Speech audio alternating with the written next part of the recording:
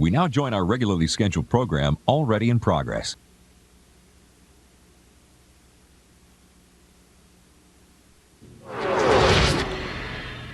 The Grand Prix of Long Beach, trademark run past the Queen Mary and the Spruce Goose, one of which is still there. Conceived in '75 as America's Monaco, the California Coastal Classic began with Formula 5000. A year later, Formula One made Long Beach one of the most important races in the world, won by the likes of Gilles Villeneuve, for example, and Niki Lauda won there. And, of course, I guess tonight, '84 Long Beach became a kart race. Mario won 3 of the first 4. Later, Al Unser Jr. was king of the beach with 6 victories. Paul Tracy equaled Mario's career total with 4. And a few hours ago, Sebastian Bourdais added his name to the list of Long Beach winners. He'll be here shortly. What fun to have Mario interview him.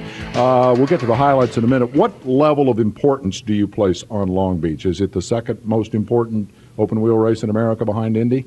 Oh, I think so, yeah. The ones you won there are special? Yes, indeed, because, I mean, right now it's been running for over 25 years, and it's so established, and it's not just a race, it's an event. Yeah. It's in that category, and it's definitely the shining star after Indianapolis for open-wheel racing in America. TV-wise, Long Beach got off to a bad start today, and that was unfortunate. The pre-race and the first few laps of the race preempted by arena football. That got some folks hot. Let's quickly review what happened out there today in the streets. We'll show you the start, since you didn't get to see that. Pole sitter Paul Tracy leads. That was not unexpected. Some of us thought that he would lead all day. Whoa, wait! Junqueira's out front. We didn't get to see that pass either, so don't feel bad. Series champ Sebastian Bourdais goes to the... Oh, no, wait, sorry, I missed it. The Tracy repass on Junqueira. We were betting on Paul at that point. Here's Bourdais with the red wall tires. More on that in a minute. He's got a pit. Full course yellow. Did he get in before the pits closed? Yes. No penalty on that one. Did he get out ahead of Tracy? No, he did not. But Paul now knows who he has to beat. Jimmy Vasser leading the race at that point, out of sync on pit stops. Our guest tonight, his team manager, Jim McGee. And we were pulling for Jimmy, if only because of that, but Tracy put him back and retook the lead. And then the biggie. Bourdais passes Tracy, mano a mano for the lead and the win. 5, count them, 5 lead changes, 4 on the track. I may have to stop bad-mouthing street races. Bourdais gets his first victory at Long Beach. Given all your ties to Newman-Haas, safe to say you had a rooting interest in the race today. We're happy to see Sebastian and Bruno 1-3. Oh yeah, no question. I mean, both drivers are really, really good, and they provide a lot of the excitement that is definitely something you appreciate watching. And especially Bourdais today, though, you could see that he was really poised for it because visibly the way he was carrying the speed in the corners and the way he was working on those, as you call the red tires, which is the softer tires they're allowed to have. They're allowed to have 2 different compounds. Mm-hmm. And he made the most out of those. I think Firestone actually pointed that out because after the first stop, they looked at his tires, they looked the best of all the competitors, and I think that really told the story. Before we get to Sebastian in here, one more thing I want to tell you. We'll give a little shout-out to this very fast Canadian kid, Andrew Ranger, just a teenager, made his series debut today. Started badly. He wrecked his teammate, Nelson Philippe, early in the going, but then he turned in a great drive, and, of course, he was on a different pit strategy or sequence as a result of that. He was second after the last round of stops, but then he was punted by the guy that we never did manage to identify. I'm sure it's on the internet somewhere if you want to send him an email and tell him what a jerk he is. Anyway, Robin Miller's right. This Ranger kid, I think, is for real, and we're going to see a lot more of him. With that, let's bring in the winner and congratulate Sebastian Bourdais, who joins us now live from Long Beach. Hey, nice job today. Welcome back to Wind Tunnel. Yeah, hi, guys. I have somebody here who would like to say hi to you. I suspect you may already know who it is. Mario, say hello to Sebastian. Congratulations. Yes, I was watching the race, obviously, and I'm really quite interested in your take on the tires, on your choice. You did most of the race on the red wall tires, and of course that's a softer tire. And I think your car looked quite happy with that. Do you credit that, especially until the track really picked up a lot of grip, and then of course you were forced to go on a black tire, on the harder tires. But it seemed like your strategy was brilliant. Yeah, well, I appreciate Mario. You know the team pretty well. You know Craig, so it's we've got a very strong package, and we're definitely doing a great job together. Very happy for the Magnol's car, and very happy for Newman-Haas Racing, because you were the last one to win here in Long Beach in '87, so it was quite a long time, and definitely Carl and Paul were very happy about that.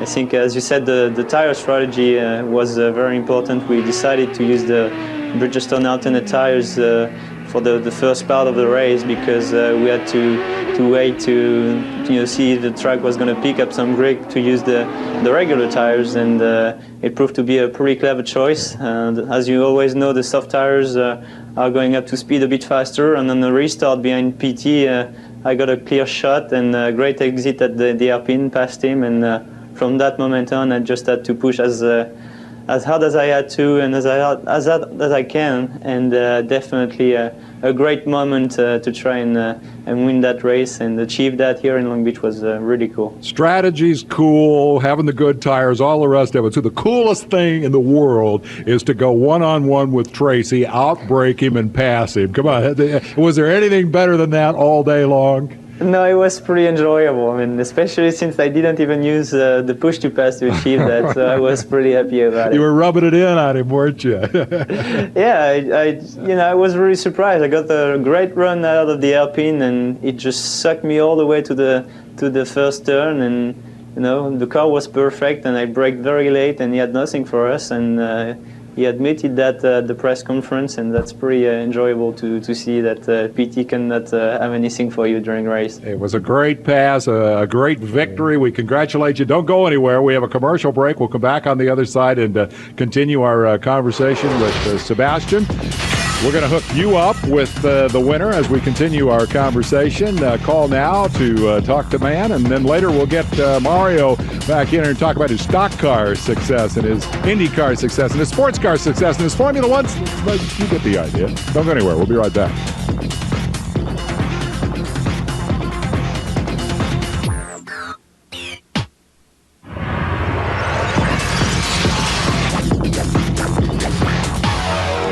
We're back talking with Sebastian Bourdais. Sebastian, I gather the race was the best part of the weekend.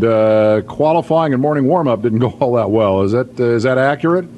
Yeah, it was a pretty frustrating weekend for us. We didn't really change very much of anything on the car, and the balance wasn't far off, but for some reason the grip wasn't coming to us, and I think when the track picked up, it definitely got a whole lot better for us, and I won't complain about that. When you came into the pits and the full course caution came immediately, were you concerned? There was a lot of speculation on the broadcast about whether you might cop a penalty. You were equally concerned. Were you confident that you had gotten in before the pits closed? Well, it was all in the hands of the control, and definitely I saw the car stopped on the course. There was a local yellow, and I think Tony Cotman did a great job to wait and to try and leave the race happening, and so he left me a chance to pit, and then once people had their chance to pit, he closed the pits and called full course caution, and was I think a very clever way to handle it, and it just made the show even better. You also had a bit of a lead wiped out there at the end when Ranger had his accident, which meant you had to beat Paul one more time. But the last restart, I mean, you're always worried about racing on a restart, but it looked like with the traffic working out the way it was, that really wasn't all that hairball. Yeah, I don't know why Marshall stayed in between us, because he's been asked a few times to get the hell out, but I was pretty happy to see him between PT and myself, to be very honest. And when I saw that he was still there before the hairpin and the restart, I knew it was going to be a pretty easy restart, and I didn't even use the push-to-pass, just went for it, and after the turn one, I knew we were looking pretty good, because it seemed like we had a very strong car and a bit faster car than PT, so I wasn't too worried. I was more worried about the restart itself.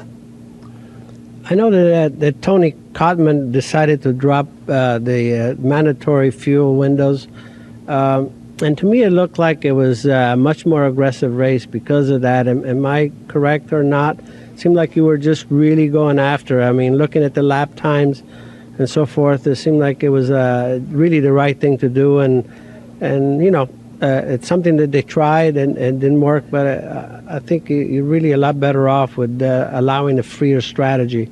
You like that, Sebastian? Did you like that? there's some positive, there are some negatives. I guess the best format was probably the pit window, just because everybody had to pit at the same lap, but it's also a difficult thing to achieve because you need to make sure everybody can make that mileage and to be able to pit at max. And it's kind of artificial, so some people liked it, some people didn't. I was a big fan of it because at least it was pure hard racing all the way through.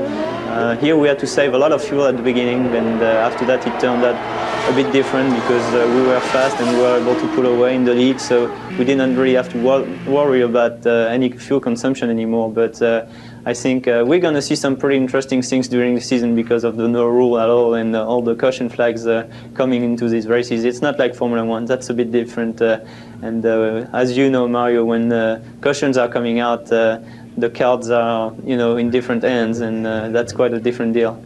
I got a couple more questions for you. I need one more quick break, Sebastian. We'll do that right now. We'll come back on the other side. We'll get a couple of viewers involved here if we can before we send Sebastian on his way and find out if this was a bigger victory than Paul Newman beating Jay Leno on Friday night. Don't go anywhere.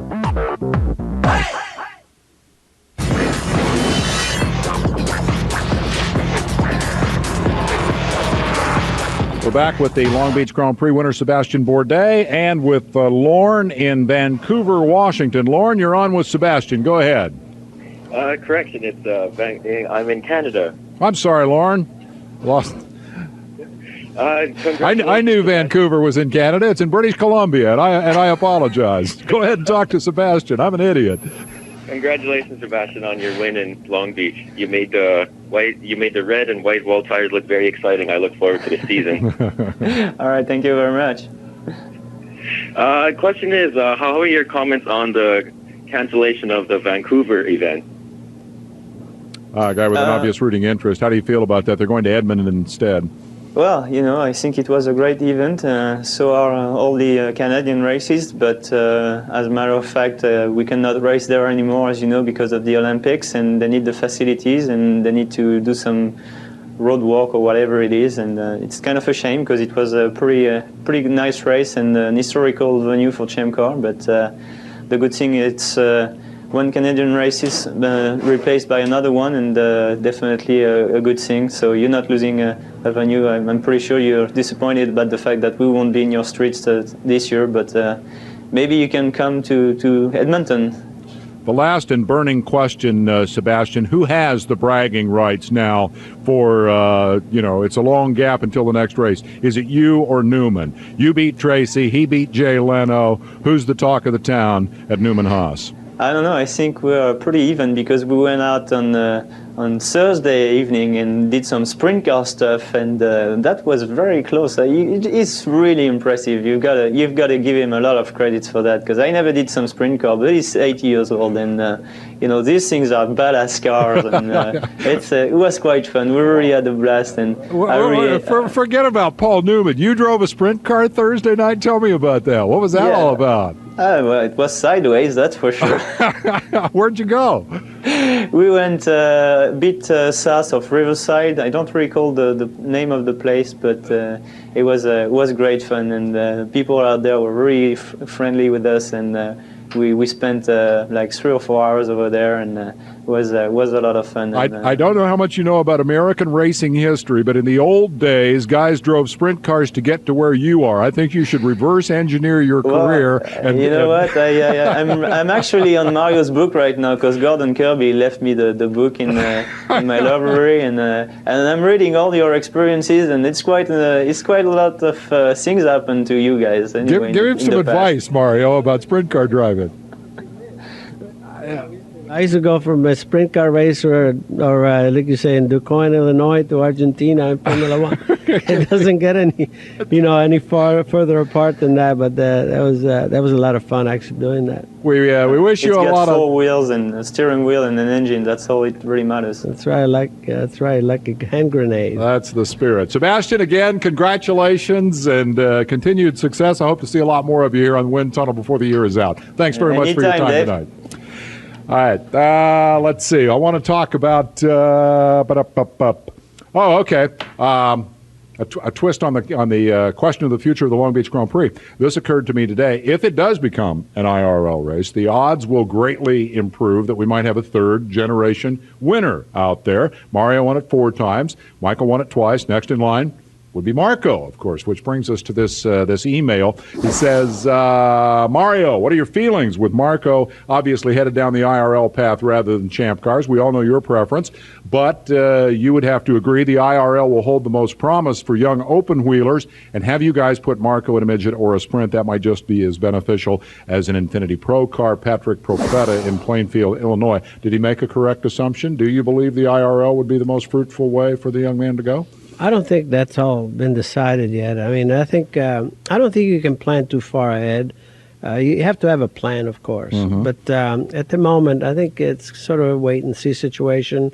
Wait and see if opportunities could open up in Europe. I think Marco is more poised for primarily road racing. It would be good to get him some oval experience.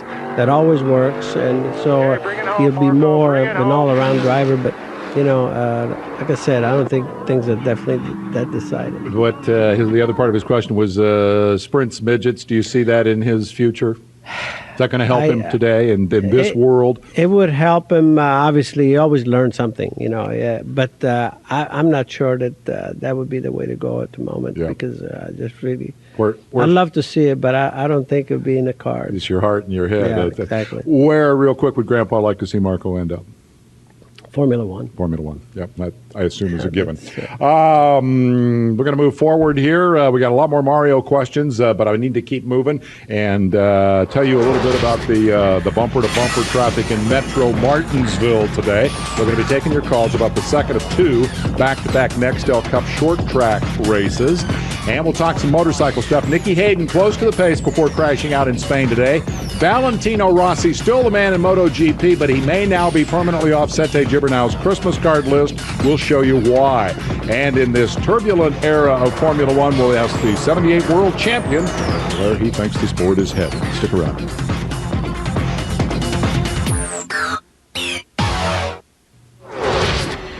(1968) Watkins Glen, New York. During qualifying for his first Formula One race, Mario Andretti said to Colin Chapman, "Tell me when you want me to put it on the pole." Colin did, and Mario did. First chapter in a success story that would conclude 10 years later. 1971, Andretti lived a dream. First time he drove for the legendary Enzo Ferrari, he won the Grand Prix of South Africa. And then 1978, reunited with Chapman driving a revolutionary Lotus. He helped to develop. Mario won 6 Grand Prix and the Formula One World Championship. A clarification, I want to make sure I have this right. That Watkins Glen pole preceded your first Formula One race. It was not the first. It was not your first Formula One Grand Prix. You had previously qualified, right? Yeah, we attempted to race at Monza at the Italian Grand Prix, which preceded. I want to hear the story about why you didn't race. I love this. Well, actually, I was committed to race on Saturday at the Hoosier 100 in Indianapolis, Indiana, a short hop from Monza. Yeah, so I figured I needed a pal to go along, so I got Bobby Unser a ride in a BRM because I needed somebody to pull me along because there was a lot of drafting in those days in Monza. They didn't have the chicane. Wow. So anyway, and we put it all together, and we had the organizers agree that they would waive the 24-hour rule, which was in place. You couldn't race anywhere else. Race within 24 hours, and there was like a 2-hour discrepancy or something.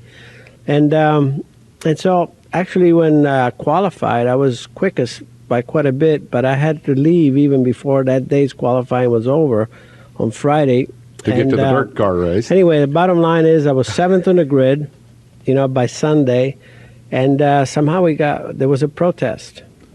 And the protest that, about this rule, and they and they just would not allow us to start. You flew in. We flew in. Actually, I finished second at the Hoosier 100, and Bobby finished well as well also. And we flew in. Everything worked. And somehow we arrived there, and there was a meeting, and it was Colin Chapman among all the Italians. He couldn't speak the language. He just said he's not going to race. And so we didn't race. Frustrating. Let's get the viewers involved here. I've got Eric on the line from Cleveland, Ohio. Eric, hello. You're talking to Mario Andretti. Go ahead. Hello, Mario. Hello there, Eric. Yes, I got a real quick question for you. Being a Formula F1 champion, How do you feel the direction of F1 is going? Being it is the pinnacle of automotive sports, technologically wise, and do you feel like dumbing it down with the rules and stuff? What are your thoughts? Well, obviously you can tell that they've been making quite a few changes from in the last couple of seasons to try to spice it up somewhat, and agree or disagree, a lot of the changes are really working. Even this tire rule of having to go the distance with the same set of tires, that's a tough one for the tire companies and also for the teams to be able to manage all that. But you can see it's okay now. Renault seems to have the benefit on that because I think they have the best balance, and they have and somehow, like I said, it's really working. It's changed the face of it at the moment now. For the better, in your opinion? For the better, because I think it was way too predictable with Ferrari and Schumacher in the last few years. And to be honest with you, it's going to be interesting to see how they bounce back, and they will bounce back. Ferrari will. Yeah, in the 70s, you had tremendous developmental skills. Colin Chapman had this ingenuity, and together you guys came up with basically the ground effects car that eventually won the world championship. Aerodynamics from that moment forward have been so crucial to success in so many different forms of racing. Good thing, bad thing, you can't turn back the clock, obviously. But there was an inevitable thing because, let's face it, technology is going to go on. It's going to happen. That's what motor racing is all about. And in those days, there were so many uncharted waters out there. There was so much that was not known. And for me, it was stimulating, actually. That's what really, I think, kept me motivated. Not that I needed any, but, kept me looking forward to the next development, to the next thing that we could find.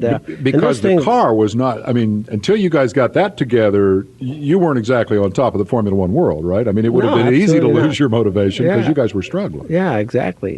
But again, and especially to be with the likes of Colin Chapman, he was a maverick in his own right. But if he was at the top of his game and you were his driver, things were good. Yeah. Here's the little bit of video from the championship season as we go on to Harold in San Luis Obispo, California. Harold, you're on with Mario. Go ahead. Mario, how you doing? Great, Harold. How are you? Listen, I just wanted to get to the quick question. In the early years, you drove for Ferrari, at Sebring. I think he put you in there, toward the end of the race, or you switched cars or something, as I remember. And then you we're going to get to that story, yeah. Go ahead, Harold. Anyway, so what I was wondering is, why didn't you have that connection with Ferrari to go to Formula One, during those years? Was there any reason? Oh, there was. I had a connection. My connection was clear, and it was just a matter of the contract, the commitments that somehow didn't come together. And when I was free to go, both seats were taken, and so it was a lot of that going on. Right after I won South Africa, they really wanted me on, and I couldn't do it. I was contracted with Firestone to be here because of the tire war, Firestone Goodyear at the time, and so for some reason it just didn't work. And but your relationship with Enzo was very real. Oh, yeah, it's great. Tell me about that. Well, it was just one of those things. It was first person, and because it was not easy to just deal with him directly. He always had a buffer. He always had someone else. We used to call it the right hand of the father that you had to speak to. But with him, it was 100% direct. 100% direct. Is that because you were Italian? Partly, for sure. Obviously we could speak the language, and he did not speak English. Yeah. He did not speak any other language. In fact, just Italian. But the other thing, I think he really liked guys that really gave 100%. That's why he loved Villeneuve. He just somehow he appreciated the fact that I wanted to mix it up with just about anything, and he loved racers, and he was a pure 100% racer himself. I'm glad you got to win that South African Grand Prix in a Ferrari. That I would think that's an important piece of the puzzle. Yeah, and as fate would have it, actually the last Formula One car that I drove was a Ferrari when I substituted after I was out of Formula One for a year in Monza, and I put it on pole, and I would have won the race, but I finished third. I had a throttle sticking problem. But coulda, woulda, shoulda. That's something I want to get to you, not about Formula One, but about Indianapolis. We'll get to that as our conversation continues here with Mario Andretti. We'll take a commercial break right now. Before we do that, need to talk about that stock car thing that happened at Martinsville and ask him about his Daytona 500 win. Don't go anywhere. We'll be right back.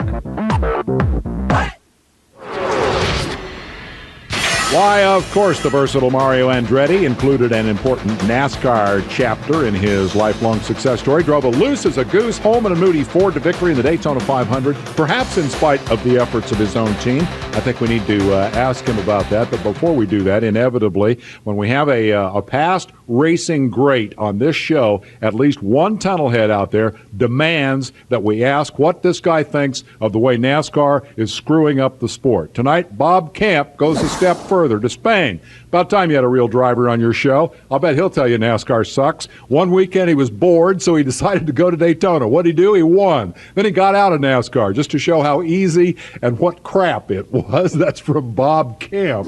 So does that pretty well sum up the way your NASCAR deal worked? You went down there for a weekend, won the Daytona 500, and then blew it off because it was so easy? Yeah, piece of cake, right? Nothing to it. Fan perception. Tell me about tell me about that whole deal. I mean, it was obviously a Ford deal, but yeah, I had done a few NASCAR races, like Riverside and Motor Trend 500, and I had done a couple others like Charlotte, Atlanta, and so forth. And I had done Daytona a couple times as well.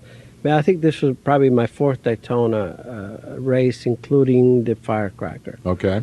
But anyway, it was just everything just was right. Everything came right. It didn't start that way. And basically, I was driving one of the Hallman and Moody cars, the factory Ford. Freddie Lorenzen was my teammate. It's really a long story, and I can't really tell it about the engine. How the engine situation really developed, and how I wound up with a decent engine in the car. You didn't have a decent engine to start with. No, but because of that, actually, that's the spoiler that I went with. And that's why I was loose, because you had to run the spoiler that you qualify with. Mm-hmm. And that's why I had to lead. I couldn't, when I was drafting, for me, it was a disaster. And I had to lead, and the best thing about it was that whenever they're trying to mess up the guy that's leading, in those days you used to go below, stay below the guy, and you get him pushing. Yep. Well, that was beautiful. That's really what I needed. That was exactly what you needed. Exactly what I needed. Tighten that thing up a little bit for me. So, we led the most laps, that day. So it was not a fluke. I mean, it was a great race actually for us. The other part of the story is that the team, they knew they were going to have a Yankee win because Lorenzen was from Chicago, but they just couldn't quite tolerate the idea of a Yankee from Italy winning the race. They didn't want you to win the race. Is there any truth to that? Well, I think once the race established itself that it was going to be a 1-2 potentially with Freddie and I, then they would have preferred Freddie.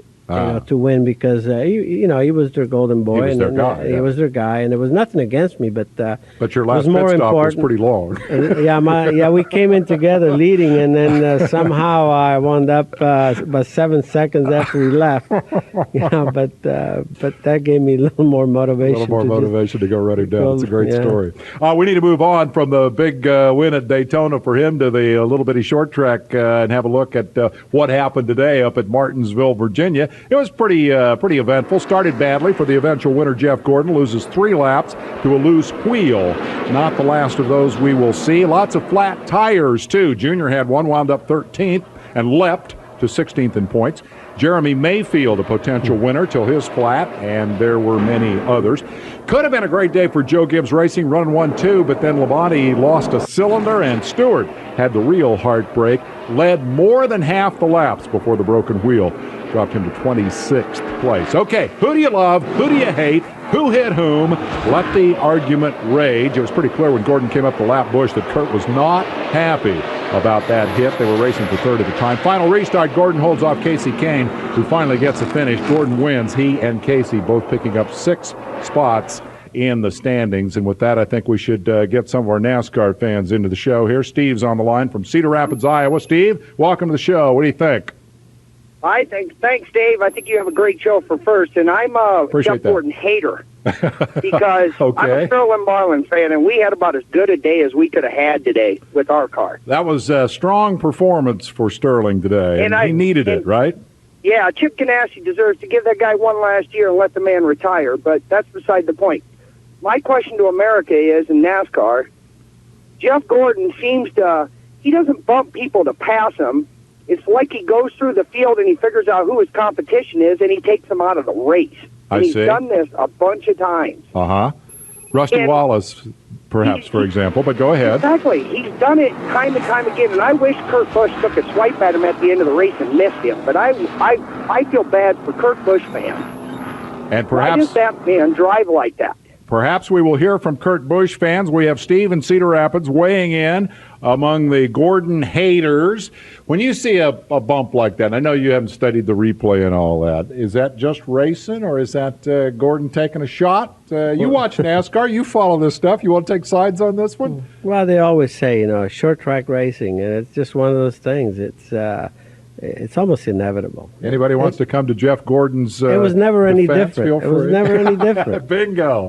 That some things don't change. They talk about all these changes in NASCAR. One thing that does not change, there's never enough room at the entrance to a short track corner for both of them. Gordon came out the best today for sure. There were no penalties, at least that we're aware of. Certainly not involving that incident. And so for the moment, Jeff wins and Kurt's mad. We need to keep moving here. Still to come tonight on Wind Tunnel. Let me get my menu. Oh, yeah. We got the drag racing cars. And we got the dirt track racing cars. We got your rally cars. And we got motorcycles, wild motorcycles.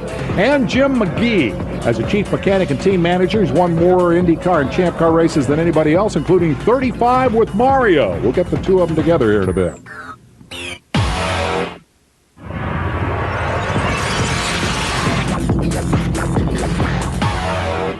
Let's get some reaction here to Shane Meal's fine and point penalty for flipping off, a little bit hard for me to say, flipping off Dale Jarrett during the red flag at the end of Sunday's Busch race up at Bristol. Jimmy Spencer's reaction this morning on Speed Channel was pretty to the point. He called Meal a punk. That reflects the tone in our emails on the subject. A lot less NASCAR pro and con than we saw with the Vegas penalty controversy. In this case, it's a lot more of my guy against your guy. Check out some of what we got today. Hey, gang, the penalty for Shane Meal's inappropriate hand gesture is a large load of horse hockey. Why was Jarrett allowed to approach Meal's car in the first place? And what was Fox thinking? Telecasting this situation live. That's from Lonnie in Grand Rapids, Michigan. Go Shane. This kid is impressing everyone. He's right. Time for Jarrett to retire. Dave Bolt, Franktown, Ontario, Canada. And this Shane character better realize who paved the road he's driving on. DJ should run over Shane's car with his big brown truck, says R. Molina. All I can say is thank God this happened on a school day. Otherwise, can you imagine how many children might have been permanently scarred by the sight of Shane flying that bird? Are we going to see it, or are we going to put the little squiggly thing over it? I don't know. I think we have our program practices people all over that making the call. There's DJ. He's hot. The Busch official isn't about to step in front of him, and he comes down and he talks. Here we go. What's it going to be? Here, a little bitty punk. Yeah, wait a minute. You're just an old guy. Yeah, well, yeah, take that. Right? Oh, you dog. Who made that decision? All right, we've seen enough of that. You know what struck me about that, Mario? Hunter came out and said that one of the things that he thought about the whole deal when they announced the penalty or taking points away from the guy is that when Meal said after the race, he made a comment about DJ not being around very long, and that was an insult to the rest of the garage area. When you were down there winning the Daytona 500, do you remember the garage area being that thin-skinned? I think things have changed a little in the NASCAR world, haven't they? Yeah, they have, but I think that was really uncalled for. That was quite offensive. I don't think he made too many friends, and he's a good kid. I agree to that. Got a lot of things, but I thought that was really, and I'm sure that he wishes he could take that Oh, I'll back. bet he wishes he had it back. Is the penalty appropriate? Do you take 25 points away for it? I mean, let me just take you and AJ, for example. Were you ever that rude to each other in the course of your racing career? No way. No way. So you think penalize them, shape them up, don't do that? I don't think he deserved 25 points taken away from him. I really don't. That's pretty harsh. Honestly, yeah. Are they making it too politically correct and too sanitized? Does that sap some of the life and excitement out of racing and the personality out of these guys? I think to some degree they have to, I suppose, but I don't know when it's too much. Too well, much. The standards are changing too. Standard, like I said, as you can see, you can't do anything. It's live on TV, and then you get all those repercussions.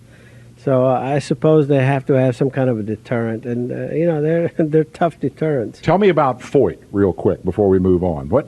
I've heard so many stories about the relationship between the two. The last time you were here, you told us he was the toughest guy to beat.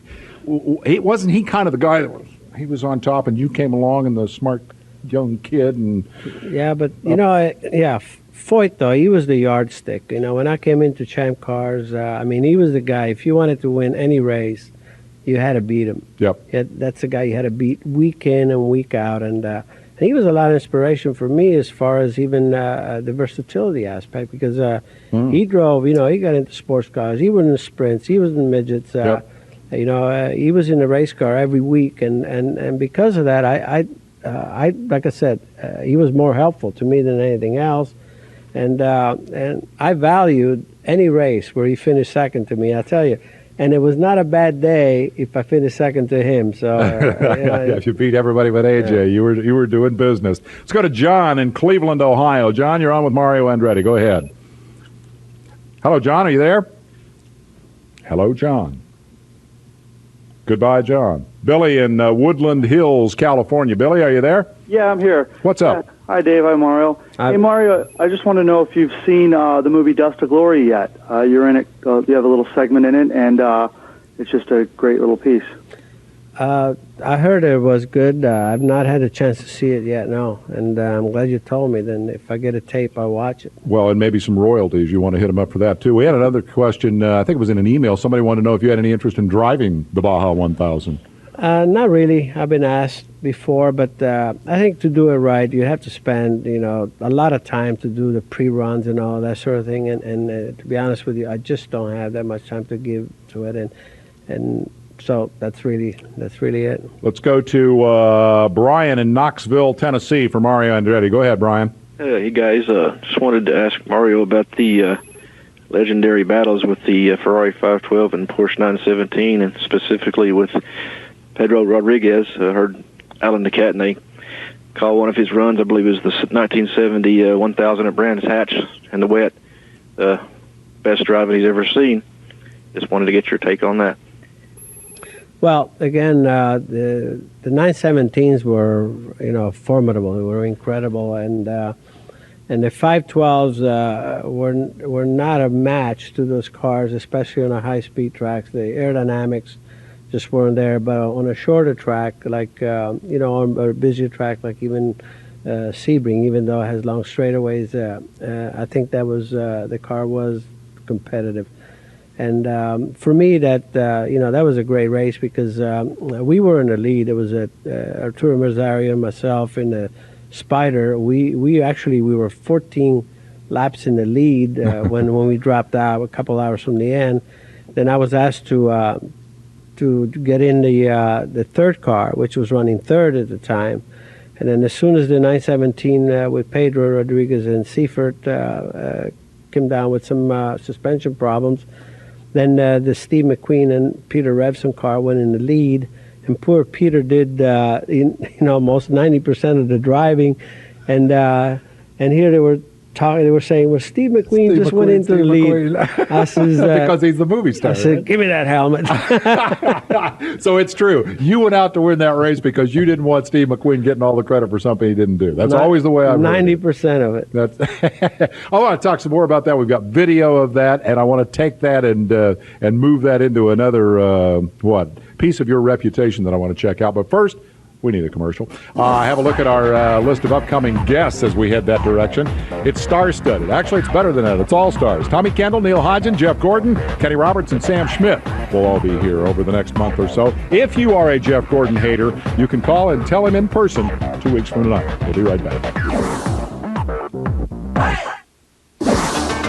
Got an hour down and a lot more fun to come. A lot more questions, calls, and emails from Mario Andretti and a visit with Jim McGee, Mario's longtime crew chief and team manager, who ought to have a tale or two to tell.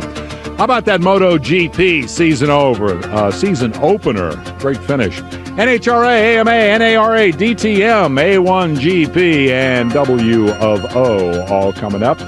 And I'm going to tell you why I'm a little upset with the guys at Sports Illustrated. In the meantime, we welcome Mario Andretti back to the show. Got an email that I want to get your opinion about.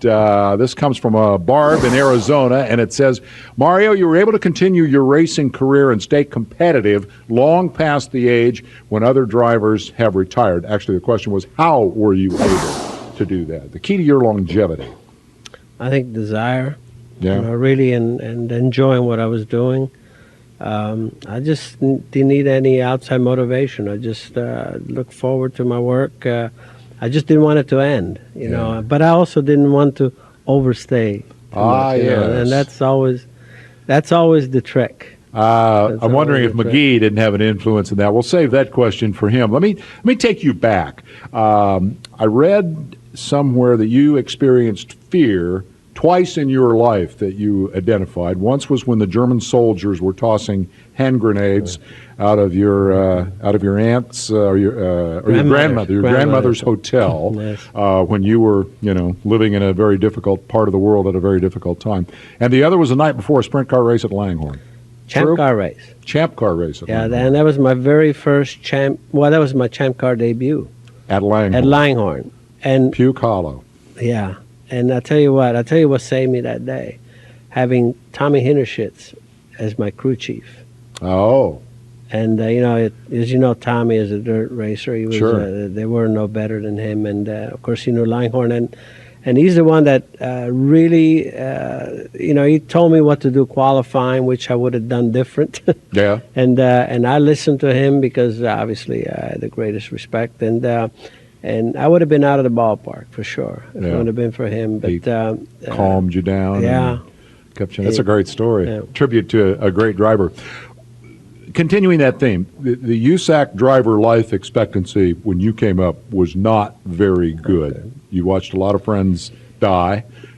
Were you fatalistic about the realities of that? Did you have that "it can't happen to me" attitude? What was your mindset? Well, you have to have that attitude to go on. You have to have that confidence in yourself. But deep down, I just had a feeling, that maybe, something might happen. So because it happened so close to me, Bill Foster, for instance. He was one that was really it was getting on me because I was doing sprint cars, which was too dangerous. Here he goes and he gets killed in a stock car at Riverside, So I felt, if guys like him, if it happens to guys like him, it definitely can happen to me too. But somehow the man upstairs just didn't think it was my turn yet. It's a remarkable Mario Andretti statistic. In a career of more than 40 years, missed 2 races due to injury. Do we have time to talk about Indy real quickly? Worst day of your life, Indianapolis 1992. You broke your foot, but that was the least of the problems. Why was that the worst day of your life? Well, son Jeff, of course, hub broke on the left rear. His car, when he hit the wall, he almost lost both his legs right there. And then Michael was going to save the day for us. He was just really he was flying, and he was poised for the win. And 9 laps to go. The Gilmore belt, just a belt that operates the oil pump, snapped, and then there it was. So and I said to the kids, I said, if we can survive this day emotionally, I think we can survive just about anything. Very, very bad day for the Andrettis. There were so many good days. We'll talk about a bunch of those. Right now, though, we need to head to commercial. Coming up, we've got the World Rally Guys. Their 4th race of the year this weekend in New Zealand. We'll show you who made it to the end and perhaps one or two who didn't. Also ahead, the mastermind of Mario Andretti's first Champ Car win in '65 and his last 28 years later. In a few minutes, we'll organize a little reunion between Mario and Jim McGee. And if you're one of those people who watch racing and think to yourself, I could do that, I'll try to set you straight in my take right after the break.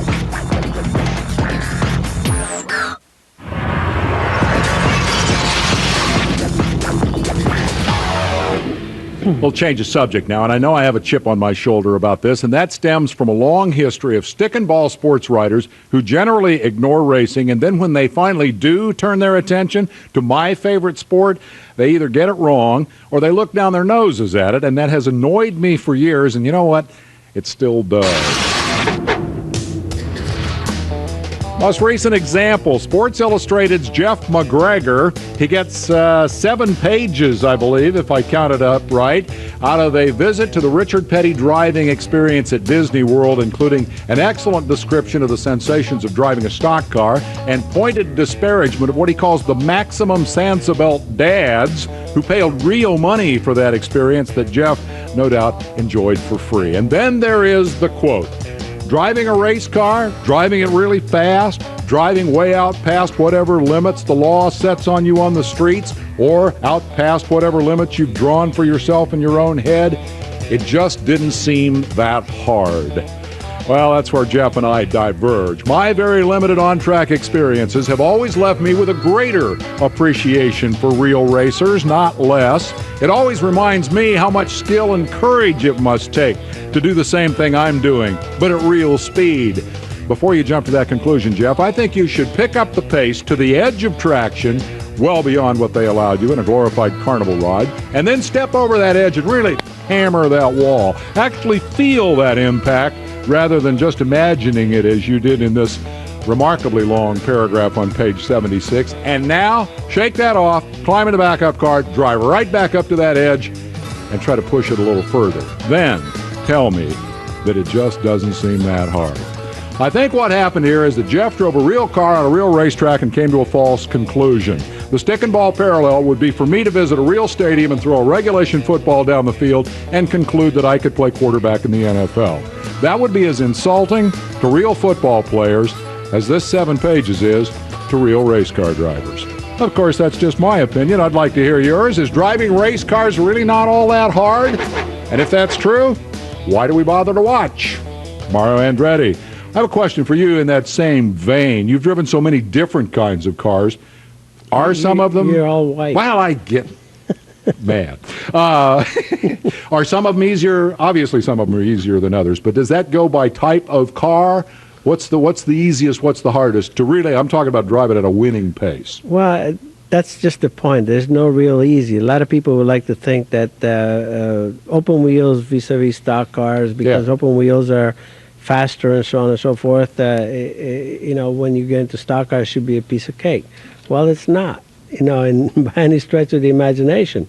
Just that each category just has its own demands, and you have to develop the skill to be able to take that car. The stock car may be a little lazier in reaction, so on and so forth, but you can get it back just as easy as you can, an open wheel car. So a lot of things you just have to develop, but easy, it's not. I'm glad to hear you say that. We'll change subjects again and go to St. Petersburg, Florida. Dave is on the phone. Dave, welcome to the show. You're talking to Mario Andretti. Hey, Mario. Hey, Dave. Hey, Mario. You drove for Smokey Yunick back in Daytona in '64. In his book, Best Garage in Town, he suggests that some Indy cars in the 60s use oversized turbo Fords. Do you disagree with Smokey on that? I don't have any proof, if that's what you mean. You're not going to put that in a book. I hear stories like everybody else. But,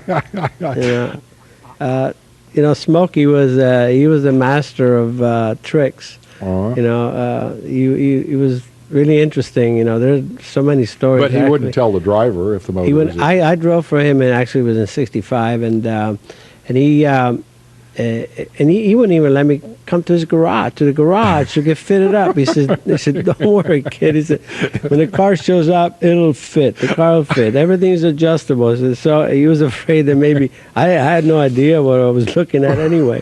He was afraid that I would spy on him or something. What a legendary quite a character, guy. yeah. Yeah, for sure. We'll take a commercial break. We'll come back. I'll show you that motorcycle finish, MotoGP finish that we have teased a couple of times during the show.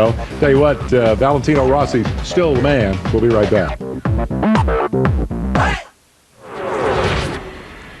MotoGP, our own Nicky Hayden appeared podium-bound in the opener in Spain today until enthusiasm exceeded grip, and the Nixter was left pointless for the season opener.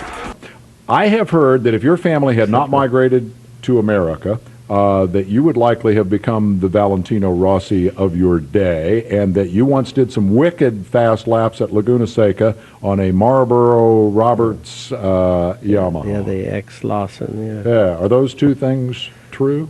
Well, what's true is that in my next life, I hope I'm crazy enough that I can do one of those things, because I love bikes. I truly do. I just enjoy that very, very much, and I have such appreciation for these guys, and the way the bikes are today, it's breathtaking just to watch every corner and everything that they do.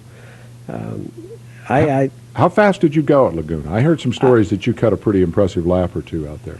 The biggest problem I had was the gearing was it was opposite from what I'm used to. You know, forward down, and that kind of got me messed up a little bit. But I would have started 18th with my time. In 4 laps, I would have started 18th.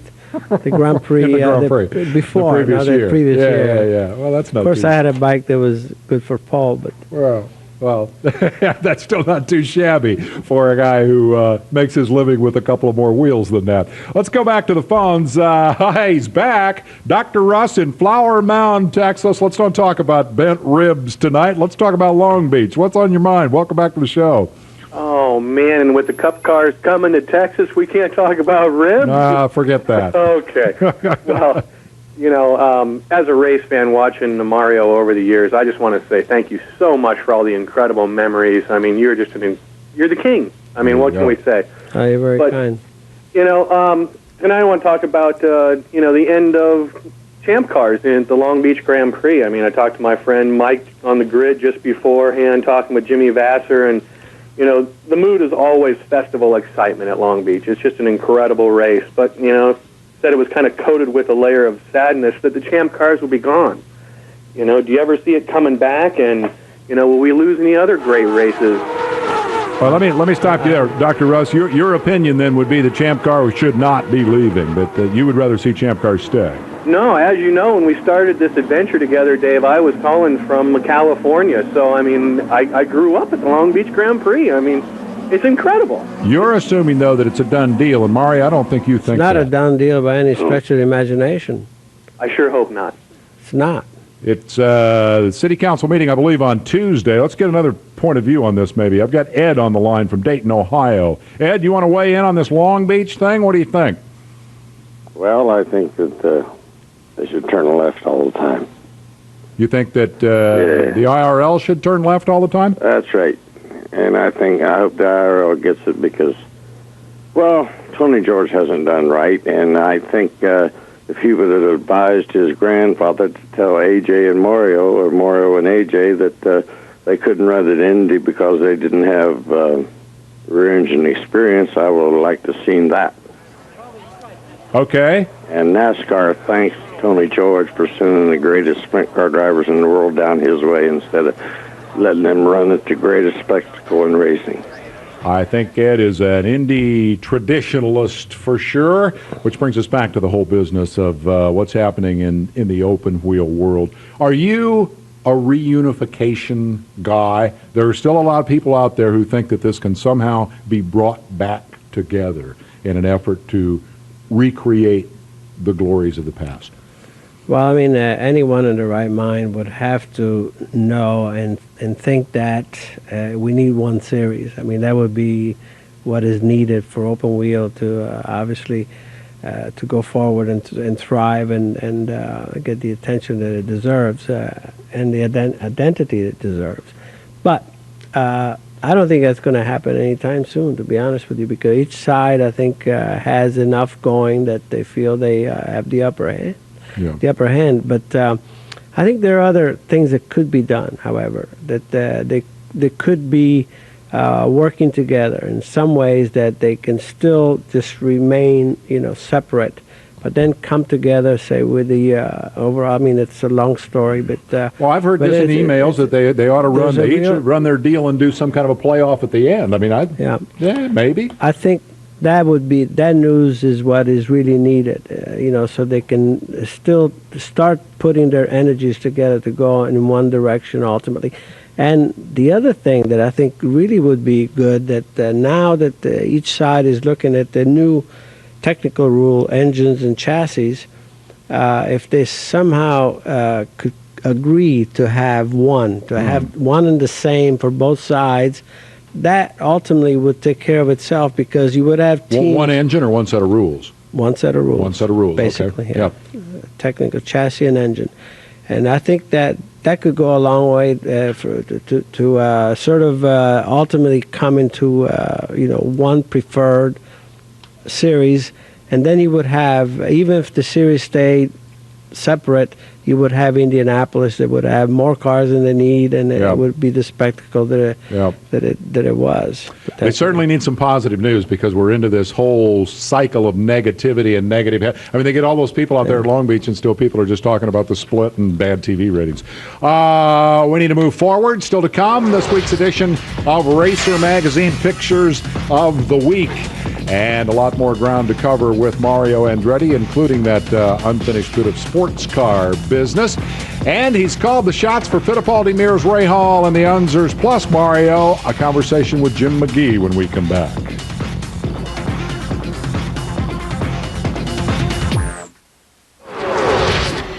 Currently general manager of PKV Racing in the Champ Car World Series, Jim McGee, celebrating his 47th year in racing. He's worked with a who's who of great drivers, but his relationship with tonight's guest, Mario Andretti, truly something special and especially long-lasting. They won together in 4 different decades. I have my fingers crossed that they might tell us a story or two before the night is over. Jim, first of all, we appreciate you making time for us for this little electronic reunion with your old friend Mario Andretti. Welcome to the show. My pleasure. Good to be on board. First things first, give us the short version of how your race team did today while you were taking care of your regular job out there at the Long Beach Grand Prix. Well, to tell you the truth, we had a rough weekend. We came here, it's a new group we put together, and, with Cristiano D'Amato and Jimmy Vasser, and we just, off the trailer, we weren't good. And we struggled most of the weekend.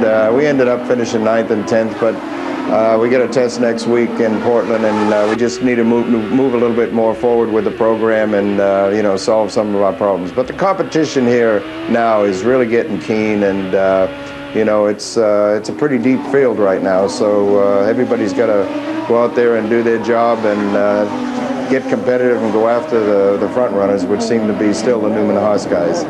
As a Champ Car team manager, you deserve a shot at our win-telling question of the evening. What do you think of all this talk about the IRL taking over at Long Beach? I assume you're not in favor of that.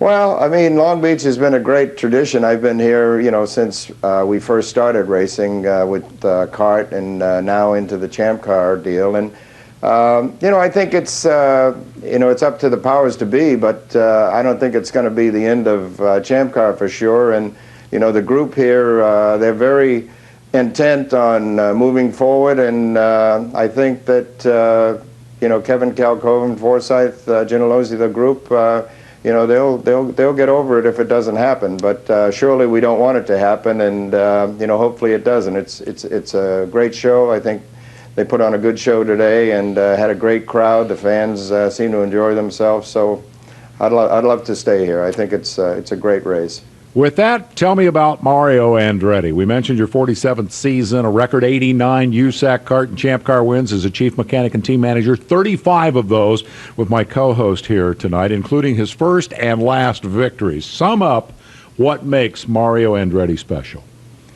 Well, I know, a lot of people. I knew Mario when he first came on board, and you know, it's his passion for the sport. You know, Mario, you know, there was a time, you know, when he was first coming along where, you know, he's a pretty wild guy. And, you know, we talk about stories where they'd send him Christmas cards in June because they said it'd never be around till Christmas. And, you know, he proved a lot of people wrong, but, you know, he had the determination and like I say, the passion, and there was nothing that was going to deter him from becoming a champion. And, you know, we had a great career together. We did a lot of things. We had a lot of fun. You know, there were a lot of ups and downs, but still, he never lost his desire. There was always that desire. I can remember the beginning of a new year when, you know, he'd just be looking forward to the new cars and let's get out there and let's do it. And even the last years we ran together, it was still there, you know, that burning desire to race. It wasn't about money. Let's give him a chance. What was McGee good at? What was his strong suit here? 89 wins. Nobody else has got that many. Are you the reason, or what did he have some skills of his own? Oh, he had plenty of skills. Actually, at the beginning, I think it was really perfect setup for me because here I'm coming on to a team that established, you know, the Dean Van Lines with Clint Bronner, and I'm not sure it would have been good with me as a driver and Clint Bronner alone as a crew chief. And I think Jim probably will agree with me. And Jim being the co-chief was really what I needed specifically because Jim and I were pretty much going our own way, and Clint would would try to calm us down just a little bit. Well, you know, we were delving into aerodynamics. Is it not true, Jim, that without you they probably would have killed each other? Is that fair to guess? Oh yeah, they had some goes at each other. I mean, I can remember we were at Dover, Delaware. We were running on the high banks there, and Mario and Clint got into a little fight during a pit stop, and Mario knocked Clint's hat off, and Clint poked him in the cockpit with a jack. I'm changing the right rear, and Mario goes screaming out of the pits, sticks the car in the wall. It's laying down in the first corner with about 8 other cars. We had a lot of wrecks that day, and this reporter comes up to Clint and asks him, "Clint, how's your car?" He says, "It's destroyed. It's totaled." He said, "What about Mario? Was he hurt?" He said, "Not enough." That was Clint Bronner, believe me. Clint Bronner, Mario Andretti, and Jim McGee. Quite a team. We'll take a commercial break and come back with more as our celebration of the career of Mario Andretti continues here on Wind Tunnel this evening. Still time for you to call. We'll be right back right after this.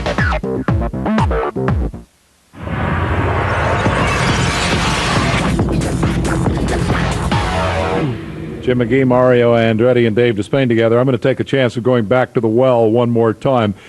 Jim, I heard that when you and Clint took Mario to Phoenix for a test the first time, that there might have been a story to come out of that. Truth to that? Oh yeah, that was a big one. We were in Indianapolis. We had just done a tire test for Firestone, and Mario had just won the race at Salem, the 100-miler or 100-lapper at Salem on the high banks, and we loaded up all the equipment. We had a roadster behind a pickup, and then we had a dirt car behind a convertible, and you know, then we had an open trailer and so forth like that. And you know, we had it out. It was at night. We left Indianapolis, and we were going to have to go, you know, 24 hours to get to Phoenix. And so we're riding along the highway, and you know, everybody's getting a little tired. So Clint decides we're going to stop. We stopped in Weatherford, Oklahoma. That's it. We got pulled into this hamburger drive-in, had a hamburger and everything like that. And then, you know, Clint decides, okay, you guys, here's a couple of little things to keep you awake, and you know, we'll get on down the road. So we pull out of this drive-in, and we start heading down the road, and Clint's out in front, and he's got a pickup truck with a camper and a roadster, and I'm behind, you know, with this dirt car and a station wagon, and Mario's towing Clint's wife's got a convertible with a little trailer on the back of it. We're going down this road, and this these bunch of kids in a car decide to take a left turn in front of Clint, and you know, Clint hits this car sideways, slides, the truck flips up in the air. The trailer, I went right underneath the trailer that had the roadster on it, and Clint ended upside down in the middle of this median, And Mario and I pulled off the road. We go running over there, and the pickup's upside down, the trailer's down the road, and we're getting Clint to roll the window down, and we roll it down, and Clint's in there, and he's telling us, I'm bleeding, God, the blood, I can feel the blood running down my face and everything, and we finally got him pulled out of the thing, and what it was upside down, all the gear oil, the transmission oil from the transmission was running on his head, But we had race car parts scattered all over the highway in the middle of Oklahoma, and that night, that was a scene. The police came, and they wanted us to tow this vehicle out of there, and Bronner, he got out there with this big old bar, and he told them, he said, this is my life, my life, and you build a road around this thing, otherwise you're going to have to shoot me. And they did, but Mario and I were out there in the bushes picking up valve springs and nuts and bolts. And I'm going to stop you there. We'll never get to win in the Indy 500. Tell me, Mario, quickly in 30 seconds, you guys discovered tire stagger at a test session. Is that right? Who gets credit for that? Well, in Hanford, California, actually during the tire test, the one set of tires felt kind of loose. We were testing some really weird designs, and this was Firestone stuff. Firestone, and something came to my head. I said, and there was a real tight corner. One corner that was very exceptionally tight, but that's what I was able to go quite quickly through there. So I come in, and I wanted the car didn't feel as good because it felt looser, but it felt, like quick, fast. And so I had to measure the rear tires. And I said, okay, from now on, that's why I got to set the car up with this much stagger.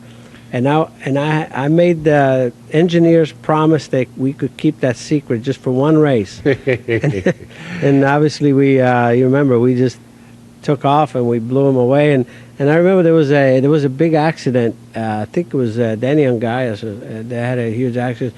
There was a red flag, and I was pulling away from Al Unser like half a second a lap. And that was one of Parnelli Jones's cars. And Parnelli was looking at my car, scratching his head, wondering what in the world, what are these guys old doing? Sprint car trick that McGee and Mario learned years before on dirt, applied it to the Indy cars, tire stagger. We'll take a break right there, come back and continue our conversation with Jim and Mario, and maybe get a viewer or two involved in this. Funny how these stories do run long. We'll hustle through as We're back with Mario Andretti and Jim McGee, and I think we better cut to the chase, or we're never going to let this guy win the Indy 500. He was working for $125 in McGee's shop, chasing parts. McGee says he was a pretty good welder. They plugged him into a car, went to Indianapolis, never driven a rear-engine car, had no experience, went out and qualified fourth, I think, and finished third Rookie of the Year. Okay, first trip to Indy. Let's talk about him winning the race. And I don't care which of you goes first, but that was a minor miracle that you guys took the 500. Mario, you give me your version of it. Well, it was intended to be with a four-wheel drive Lotus, latest aerodynamics and all the tricks, and it would have been really like a turbine chassis with the Ford turbocharged engine in there, but that car was just, there's no way that car would have gone, 20 laps in a race. But the lucky part is that I crashed it and eliminated, and the car that we never intended to really race there was our backup car, which is the car that we won with. And, Jim, that was a challenging race from a mechanical standpoint. Why? I mean, not only that you didn't ever intend to run the car in the race, but there was a huge problem with that car. Tell us about that. Well, the car really, it was the car we ran at Hanford, and we won the race there. We brought it to Indianapolis as a backup, and we crashed the Lotus. Then we got it out. But, we qualified the car, and after we qualified it, we had a heating problem with the car, and, we put on a outside cooler to cool it, for the race, and, USAC saw it on carburation day, and they told us you can't use that, you got to take it off. So we worked, a couple of days and nights, and we managed to get another cooler under the seat, and we sucked the air from the bottom of the car up through this cooler, and we started the race, and after about 20 or 30 laps, Mario could feel this water spraying on him, and he thought it was the engine overheating. It was really his drink bottle, but the temperatures were way up on the thing. They were up running, 230, 240, and actually he drove the whole race by the temperature gauge, really. And after the race, we won. We pulled the cover off the rear end, the quick change cover, and there was one tooth driving it to the finish. So it was our day, and there had been so many other of the races previous to that where we should have won, and things happened. But this one here, it was a miracle, believe me. I know you advised this man when it was time for the Arrivederci Mario Tour. You've been at it 47 years. We're not going to get into the advice tonight, but when you decide you want to hang it up, here's the guy you need to talk to about when it's time. Jim, it's been an amazing career. Thank you so much for coming and sharing some of the stories. Good luck with the team. I know things are going to go the direction you want from here, and thank you very much for being part of the show tonight. Thanks a million, Dave. And Mario, good luck. Jim McGee, ladies and gentlemen, and Mario Andretti. A break at that point. We'll come back on the other side. We need about 2 more hours with Mario. Maybe we can get him to come back some other night here as we continue our conversation with perhaps the best ever.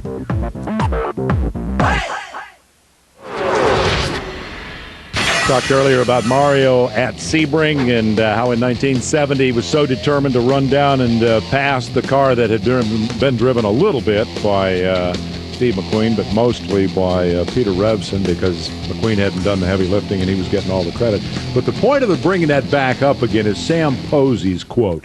He said that was the perfect meeting of man and circumstance. The occasion called for flat-out driving. It's the only way we were going to catch him. And flat-out was the only way Mario ever drove. And while we're quoting famous people, Parnelli Jones, not known for being easy on equipment himself, said you could destroy an anvil with a rubber hammer. 2 questions.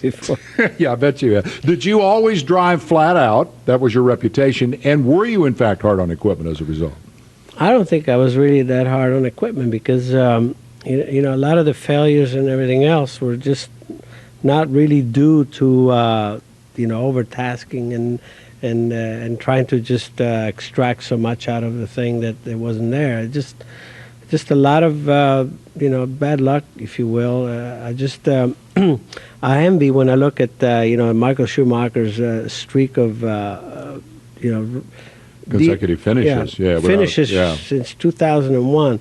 I mean, today, actually, it's great to watch the races, even today, open-wheel races, where most of the cars finish unless they crash. Yeah.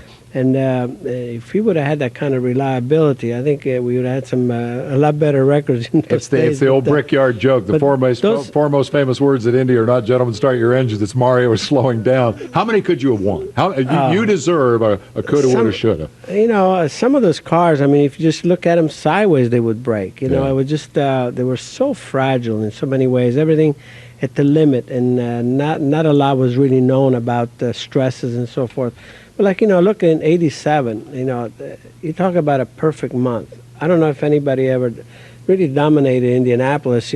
Every single day that we were out on the track, we were quickest, including qualifying. We even won the pit stop competition. and then, it's because actually I was trying to be easy on a car that I was running in the bad harmonics of the engine, and that's why the valve spring broke. Yeah. If I would have run the car according to Mario Ilian, the designer, 600 revs harder, the engine would have been happy. Now you go figure. There is no justice. Probably need a commercial break on that point. We'll save that. We'll save that line there, though. Yeah, we need to get that commercial in, and we will do that right now. Continuing our conversation with Mario Andretti. We got our pictures of the week. We'll have our last call coming up. Don't go anywhere. Rally New Zealand ended this morning, U.S. time. Dominant performance by the defending world champ Sebastian Loeb. He claimed his second win of the year by a margin of nearly a minute over the past champ Marcus Gronholm.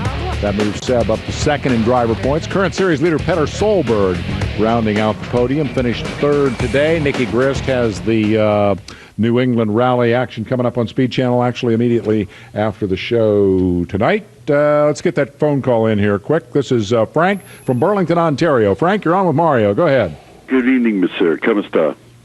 Bene, Frank.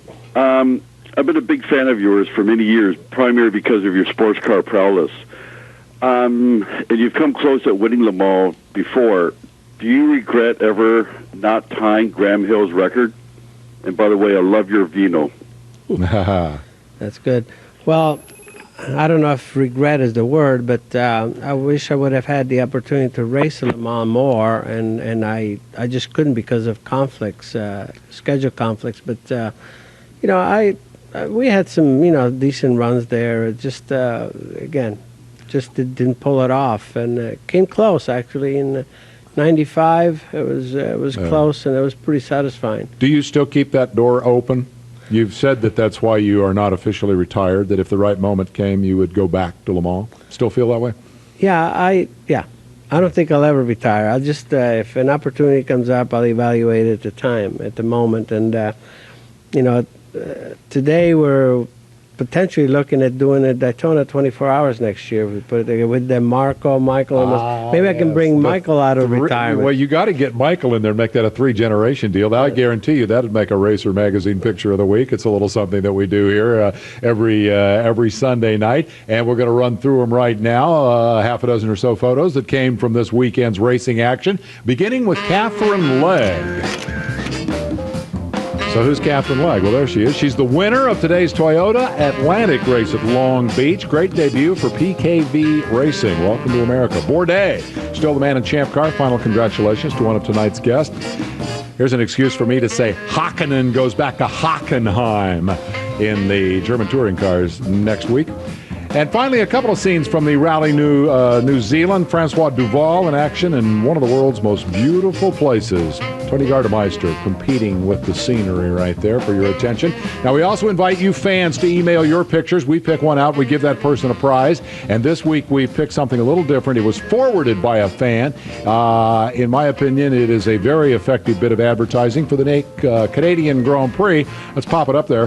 How about that? Says, we don't see the caption. I can't remember what the caption says. Your first love is better than your first Grand Prix or something like that. That kind of spoiled the effect, didn't it? Anyway, it makes you want to go to a race.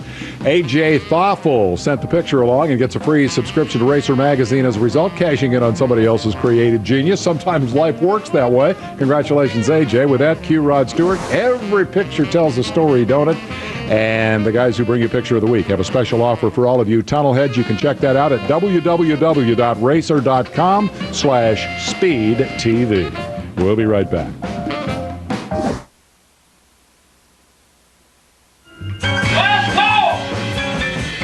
How can it be here so quickly? Let's go to Lucy in Flemington, New Jersey. Lucy, you've got last call with Mario Andretti tonight. I certainly hope you're prepared to make it a good one. Go ahead. I hope so. Ciao, compadre. I love the vino, but number one, Mario, we're from Flemington. We've watched you from the day one when I was a young girl, and now I'm an old lady. Indianapolis, Trenton, Langhorne, you name them. Hey, you call the tracks, I can tell you the times. Thank you for every lap you've put on the track. Thank you for your sons. One of them races with someone with us in NASCAR. I want to thank you for making the safety things. I think each and everything you've done for racing has helped today. It's been my pleasure, and I'm proud to be an Italian to say I'm your compadre. Please take care, and God bless you, and God bless you all. Wow. Spectacularly done, Thank you. Lucy. And Mario, you're still number one handsome. I don't think we could have scripted that any better. That was Lucy in New Jersey. Back to the point that you made before. The fans remember you. They still love you, and it just warms your heart. I can tell. I can see it in your eyes to hear that. Well, yeah, obviously, like I said, it's there's no bigger compliment than people just coming back and making any comment about your career. Marco and you at the 24-hour, would it be special to get Michael into that? Is it important to you that be a 3-generation deal, or is your thought process now focused on the 3rd generation and seeing Marco go forward? Yeah, I think that would make it a compelling reason for me even to do it, if we would have this 3-generation thing. But, Marco, he showed me so much in just this last event that he did with the Infinity Pro. Yep. Pro car. Just from the very first time he stepped in the car at Indianapolis, he was right on pace. I mean, it was just not working up the speed and getting to know the car. And I'll tell you, he showed something that I thought was there, but he showed it. Yeah. And he mastered that race. He drove it brilliantly with great control and a lot of maturity, which, for an 18-year-old, I think it says a lot. And I just I keep my fingers crossed, but I love it because he enjoys it like I always did, and he's darn good at it.